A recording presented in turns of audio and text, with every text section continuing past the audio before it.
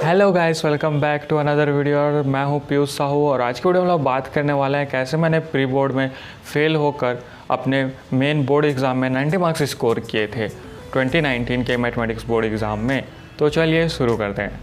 तो यार सबसे पहले बात करते हैं कि मैं आखिर फेल क्यों हुआ था प्री बोर्ड्स में, और मेरे रीज़न सुनने के बाद अगर आप इनमें से कोई भी रीज़न या ऐसा कोई भी चीज़ अगर आप कर रहे हो तो उसको इमिडिएटली स्टॉप करिए और मैं आपको उसके सॉल्यूशन भी बताऊंगा कि आप उसको कैसे ओवरकम कर सकते हैं। ठीक है, तो जो सबसे पहला रीज़न है जिसकी वजह से मैं फेल हुआ वो था कि मैंने इसको सीरियसली नहीं लिया था। ठीक है, मैंने बिल्कुल भी प्री बोर्ड को सीरियसली नहीं लिया था, बहुत ही कैजुअली में गया बैठा और मुझे लगा कि मुझसे सब हो जाएगा।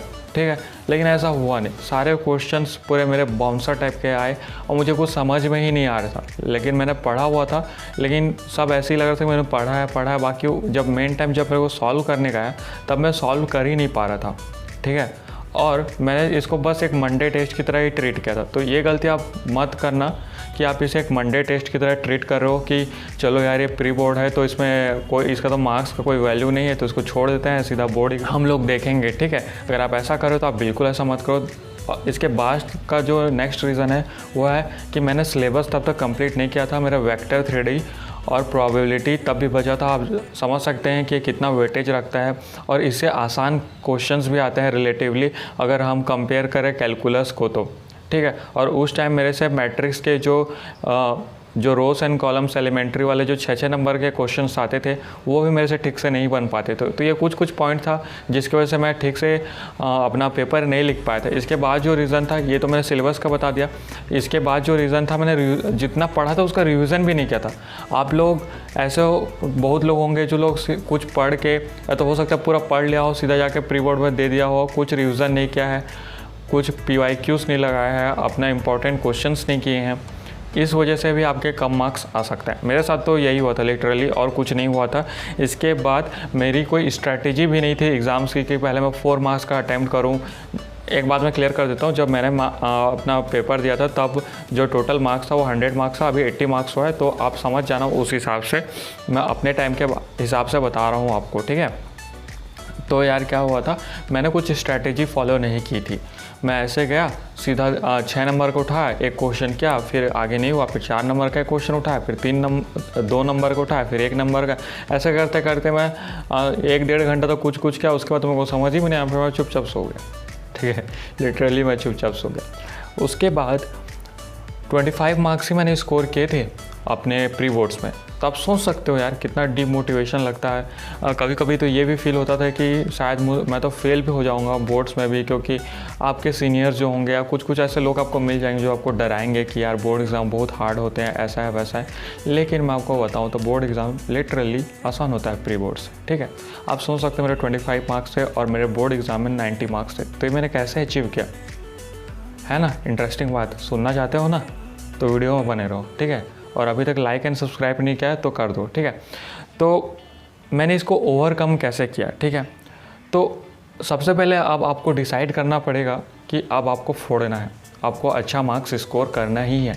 जब तक आप नहीं सोचेंगे कि मुझे अच्छा मार्क्स स्कोर नहीं करना, आप सोचते रहोगे कि मेरा प्री बोर्ड में देखो, प्री बोर्ड में कम मार्क्स है क्योंकि आपने रिवाइज़ नहीं किया था, सिलेबस कंप्लीट नहीं किया था, कोई स्ट्रैटेजी नहीं थी। लेकिन अभी आपके पास 2-3 महीने अभी भी बचे हुए हैं।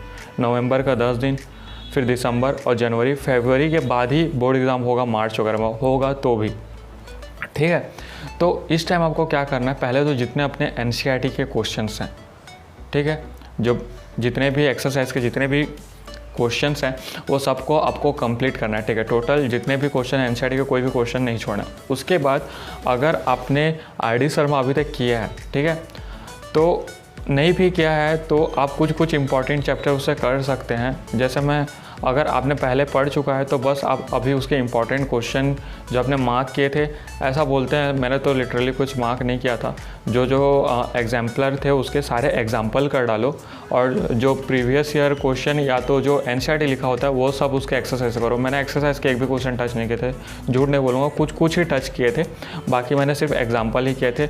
और मैंने पूरा कंप्लीट RD शर्मा भी नहीं बनाया था, फिर भी 90 मार्क्स स्कोर किया था। तो समझ जाओ, ठीक है, कि NCERT में कितना पावर होता है। मैंने RD शर्मा का सिर्फ इंटीग्रेशन, डिफरेंशिएशन, इंटीग्रेशन में दोनों ना, इनडेफिनाइट डेफिनाइट दोनों, फिर वेक्टर 3D का जितना 7-8 चैप्टर दिया उसमें वो पूरा प्रोबेबिलिटी नहीं किया था, प्रोबेबिलिटी सिर्फ एनसीईआरटी से किया था मैंने, ठीक है।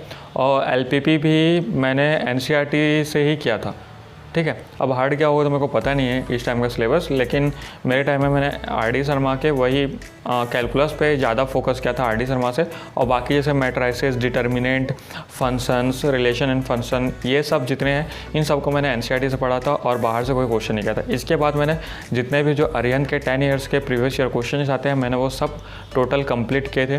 तो मैं आपसे भी रिक्वेस्ट करूँगा कि एटलीस्ट एक बार तो आप गो थ्रू हो लीजिए सारे क्वेश्चन से, आपको एक आइडिया लग जाएगा कि एक्चुअली बोर्ड एग्जाम में क्वेश्चंस आते कैसे हैं। तो इससे आपको एक आइडिया लगेगा कि अरे इस टाइप का क्वेश्चन आते हैं, मैं तो कुछ अलग ही वे में जा रहा था, ठीक है। तो इससे आपको हेल्प भी मिलेगी और आपकी स्पीड भी बढ़ेगी, ठीक है। तो स्ट्रैटेजी हो गई, अभी आपको एक स्ट्रैटेजी बनानी पड़ेगी। इस स्ट्रैटेजी में आपको बना के नहीं दे सकता क्योंकि सबकी स्ट्रैटेजी अपनी अपनी होती है। बस मैं आपसे एक ही बात बोलूँगा कि सिलेबस पूरा कंप्लीट करके जाओ, एटलीस्ट सारे फार्मूला ही तो रिवाइज कर लो। एनसीईआरटी भी तुम पूरी सॉल्व करोगे तो ज़्यादा टाइम नहीं लगेगी। अगर अभी तक कुछ भी नहीं पढ़ा और आपको अभी कुछ इंपॉर्टेंट पढ़ना है तो आप कहाँ से पढ़ोगे? तो यूट्यूब में आप नेहा मैम से पढ़ सकते हो, मैथमेटिकली इंक्लाइंड नाम से उनका चैनल है। उन्होंने शॉर्ट्स और हाफ एन आवर 1 आवर का वीडियोस, पहले के वीडियोस, अभी वेदांतु वाले नहीं, पहले के जो उनके खुद के चैनल पे हैं वो सब वीडियोस आप फॉलो करो। आपसे एनसीईआरटी और आर.डी. शर्मा का कोई भी क्वेश्चन नहीं रुकेंगे, आप पूरा कर लोगे, ठीक है। इसके बाद तो मैं यही बोलूँगा कि आप एनसीईआरटी पढ़ो, एनसीईआरटी एग्जाम्पलर करना है तो कर लो, आर.डी. शर्मा के इंपॉर्टेंट क्वेश्चंस कर लो और प्रीवियस ईयर क्वेश्चंस कर लो। अभी आपके पास सफिशिएंट टाइम है, अगर आप 2 से 3 घंटा डेली मैथ्स को देते हो तो पूरा सिलेबस अच्छे से आप कंप्लीट कर सकते हो। और इस टाइम पे लॉकडाउन की वजह से अगर आपका दिमाग ख़राब है तो थोड़ा चिल रहो यार और अच्छे से फोकस करो अपनी स्टडीज़ पे।